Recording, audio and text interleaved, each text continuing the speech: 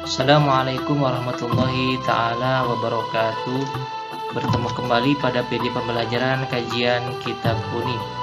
Yang mana pada PD pembelajaran kali ini akan dibahas beberapa kajian-kajian yang berkaitan dengan ilmu nahwu dan sorof, ya.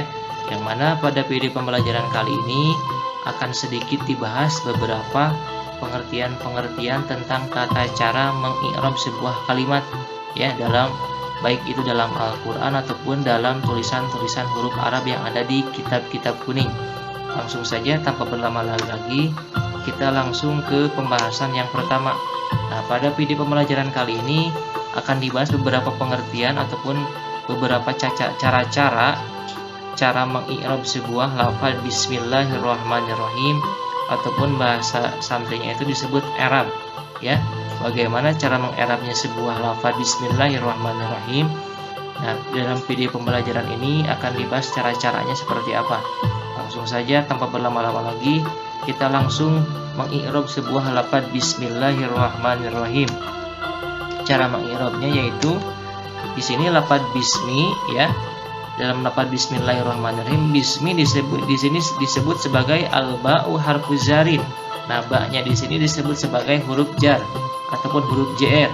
Makanya dalam huruf mim ini dikasroh karena di-JR-kan oleh harfuz zarin ini. Kemudian ismun majrurun bil ba'i. Bismi di sini disebut sebagai isim, ya, di-JR-kan oleh ba ataupun huruf JR tersebut. Wa alamat jarhi kasratun dhahiratun fi akhirih, dan cirinya yaitu kasroh kemudian kasroh dhahir di akhirnya, ya. Jadi dalam mengi'rab sebuah kalimat, ya, kita harus paham dulu apa itu yang disebut dengan ilmu nahwu dan ilmu sorofnya. Kalau kita sudah paham ilmu yang kedua itu, pasti kita bisa mengi'rab sebuah kalimat ataupun sebuah lafaz baik dalam Al-Qur'an ataupun dalam kitab-kitab kuning yang lain. Ya, jadi dalam lafaz bismillah di sini, bismi disebut sebagai al-ba'u harfuz zarin, huruf ba-nya di sini sebagai huruf jar.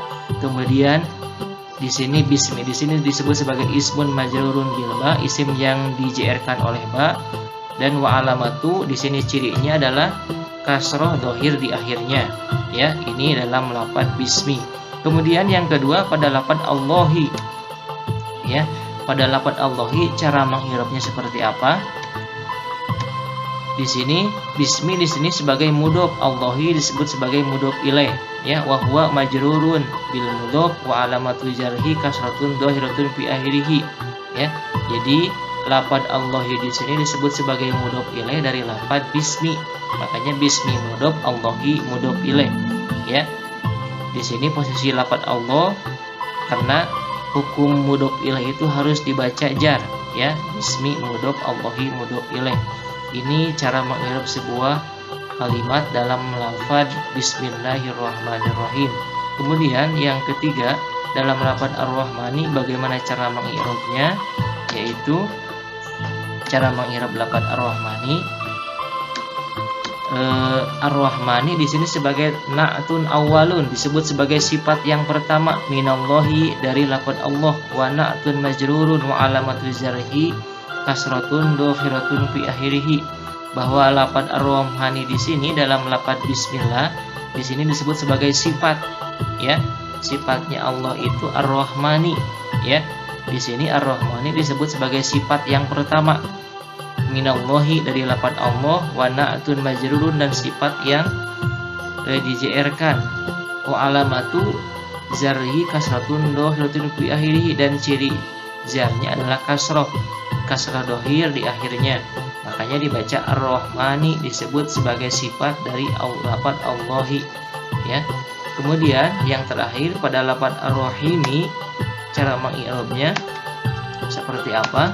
Yaitu cara mengi'rab lafaz Ar-Rahimi, na'tus tsani adalah sifat yang kedua. Kalau tadi lafaz Ar-Rahmani adalah sifat yang pertama dari lafaz Allahi, lafaz Ar-Rahimi di sini disebut sebagai sifat yang kedua minallahi dari lafaz Allah, wa na'tul majruru adalah sifat yang di-JR-kan, dan wa alamatu zarrihi cirinya adalah kasroh dhahir di akhirnya.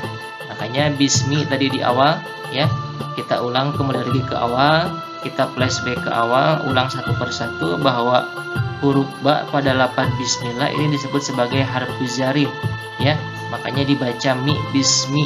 Kemudian kalau disatukan bismi di sini disebut sebagai mudhof, Allahi disebut sebagai mudhof ilaih. Ar-Rahmani di sini disebut sebagai sifat yang pertama ataupun naat yang pertama. Naat dari lafaz bana yaitu adalah sifat dari lafaz Allah Subhanahu wa taala. Sifat yang pertama. Ini lafaz Ar-Rahmani. Kemudian lafaz Ar-Rahimi juga sama disebut sebagai sifat. Sifat dari lafaz Allahi adalah sifat yang kedua. Ya, ini cara mengi'rab ataupun mengi'rab suatu lafaz dalam lafaz Bismillahirrahmanirrahim. Nanti pada video pembelajaran selanjutnya akan dibahas beberapa tata cara mengi'rab sebuah kalimat dalam tulisan-tulisan Arab, baik itu dalam Al-Qur'an ataupun dalam tulisan-tulisan yang ada di dalam kitab kuning, ya. Mudah-mudahan apa yang disampaikan hari ini bisa bermanfaat, ya. Sampai ketemu lagi pada kajian-kajian selanjutnya yang masih berkaitan tentang apa itu ilmu nahwu dan apa itu ilmu sorof, ya.